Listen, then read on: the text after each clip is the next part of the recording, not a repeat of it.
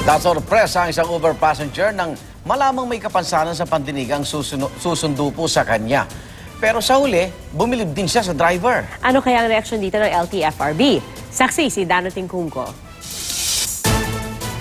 Dati ng suki ng Uber si Dia Magsaysay, pero nitong Sabado may espesyal na mensahe sa kanya ang Uber app.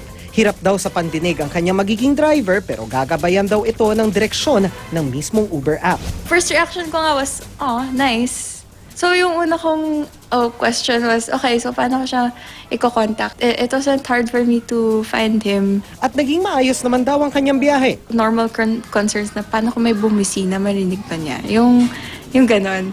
Pero parang I believe na they're more sensitive in other senses. Ang karanasan ni Dia ipinost ng kaibigang si Ivan Picasso na naging viral naman dahil inspiring ang kwento. Biruin nyo, nabigyan ng pagkakataon ng mga differently abled person tulad ni Ernesto. Pinuri rin ito ng National Council on Disability Affairs. We are not hiring persons with disabilities on the basis that they are having disabilities, but we hire them because they are qualified to the jobs that they are applying for. Sumang-ayon dito ang LTFRB.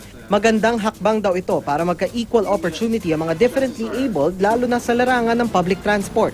Kailangan pa rin natin ng mas panahon na masuri, mapag-aralan at mapaghandaan ang ganitong klase ng mga bagong sistema para sa transportasyon. Wala pang reaksyon ng Uber sa kwentong ito, pero sa patakaran ng LTFRB para sa mga Transport Network Vehicle Services o TNVS tulad ng Uber, nasa kanila ang desisyon kung sino ang tatanggapin bilang driver.